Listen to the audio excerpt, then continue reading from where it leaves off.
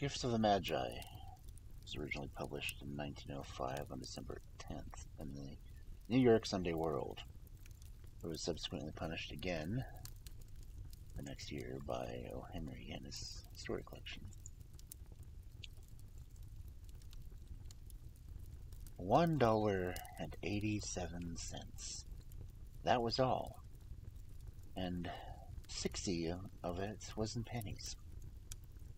Pennies saved one and two at a time by bulldozing the grocer and the vegetable man and the butcher until one's cheek burned with a silent imputation of a parsimony that such close dealing implied. 3 times Della counted it. $1.87. And the next day would be Christmas. There was clearly nothing left to do but flop down on the couch and howl. So Della did. Which instigates a moral reflection that life is made up of sobs and sniffles and smiles, with sniffles being predominant. While the mistress of the home is gradually subsiding from the first stage to the second, take a look at the home. A furnished flat at $8 a week. It did not exactly beggar description, but it certainly had that word on the lookout for the Mediancy squad. The vestibule below was a letter box, in which no letter would go, and an electronic button with which no mortal finger could coax a ring.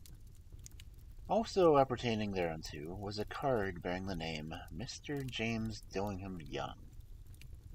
The Dillingham had been flung to the breeze during a former period of prosperity when its possessor was being paid $30 a week. Now that the income had shrunk to 20, the letters of Dillingham looked blurred, as though they were thinking seriously of contacting a modest and unassuming D. But whenever Mr. James Dillingham Young came home from and reached his flat above, he was called Jim, and greatly hugged by Mrs. James Dillingham Young, already introduced to you as Della, which is all very good. Della finished her cry and attended her cheeks with the powder rag. She stood by the window and looked out dully at a gray cat walking on a gray fence in a gray backyard. Tomorrow would be Christmas, and she had only $1.87 with which to buy Jim a present. She had been saving every penny she could for months with this result. $20 a week doesn't go far. Expenses had been greater than she had calculated. They always were. And $1.87 to buy a present for Jim. Her Jim. Many a happy hour she had spent planning for something nice for Jim. Something fine and rare and sterling.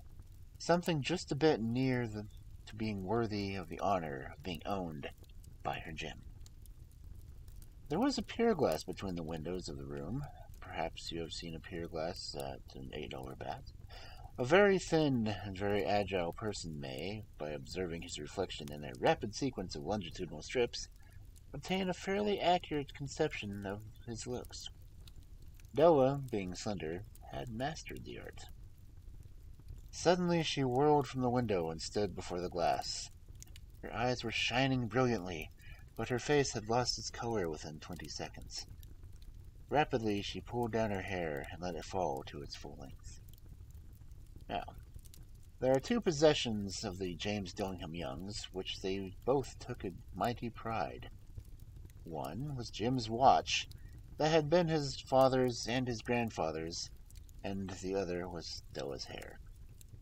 Had the Queen of Sheba lived in the flat across the air shaft, Della would have let her hair hang out the window some day to just dry and depreciate Her Majesty's jewels and gifts.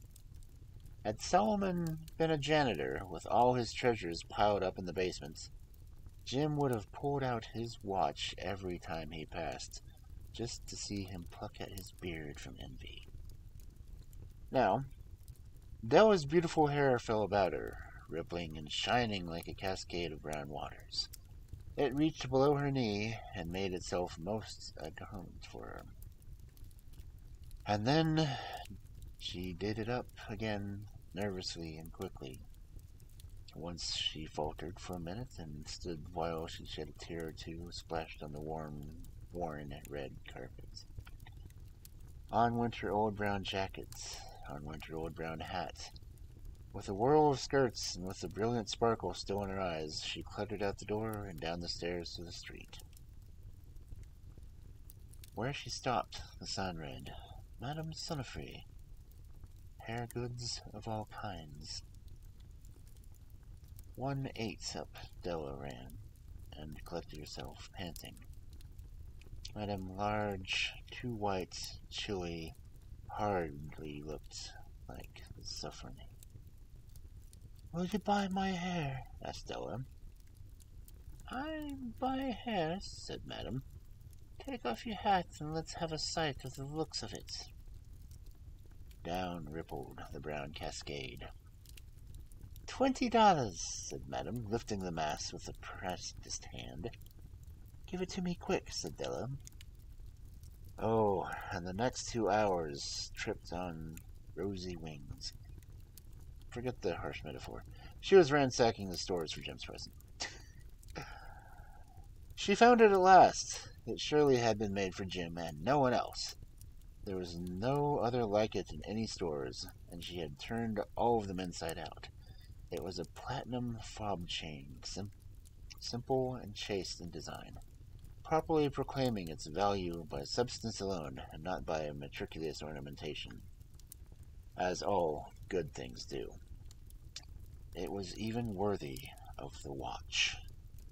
As soon as she saw it, she knew that it must be Jim's. It was like Jim. Quietness and value, the description applied to both. $21 they took from her for it. She hurried home with 78 cents. With that chain on his watch, Jim might be prosperously anxious about the time and in company. Grand as the watch was, he sometimes looked at it on the sly on account of the old leather strap that he used to place on instead of a chain. When Della returned home, her intoxication gave way to a little prudence and reason. She got out her curling irons and lighted the gas and went to work repairing the ravages made by generosity added to love. Which is always a tremendous task, dear friends. A mammoth task. Within 40 minutes, her head was covered with tiny, close-lying curls that made her look wonderfully like a truant schoolboy. She looked at her reflection in the mirror long, carefully, and critically. If Jim doesn't kill me, she said to herself, before he takes a second look at me, he'll say I look like a Coney Island chorus girl. But what could I do? Oh, what could I do with $1.87? At 7 o'clock, the coffee was made, and the frying pan was back on the stove, hot and ready to cook the chops. Jim was never late. Della doubled the fob chain in her hand and sat in the corner of the table near the door that he always entered. Then she heard his step on the stair way down on the first flight. She turned white for just a moment. She had a habit of saying little silent prayers about the simplest everyday things, and now she whispered, Please, God, make him think I am still pretty. The door opened and Jim stepped in and closed it. He looked thin and very serious. Poor fellow, he was only 22, and to be burdened with a family. He needed a new overcoat, and he was without gloves. He stepped inside the door, as immovable as a settler at the scent of quail. His eyes were fixed upon Della, and there was an expression in them that she could not read, and it terrified her. It was not anger, nor surprise, nor disapproval, nor horror, nor any of the sentiments that she had been prepared for. He simply stared at her fixedly, with a peculiar expression on his face. Della wriggled from the table and went for him. Jim, darling, she cried, Don't look at me that way. I had to cut my hair off and sold it because I couldn't have lived through Christmas without giving you a present. It'll grow out again. You won't mind, will you? I just had to do it. My hair grows awfully fast. Say Merry Christmas, Jim, and let's be happy. You don't know what a beautiful, nice gift I've got you. You've cut off your hair, asked Jim, laboriously, as if he had not arrived at the patent fact yet, even after the hardest menial labor. Cut it off and sold it, said Della.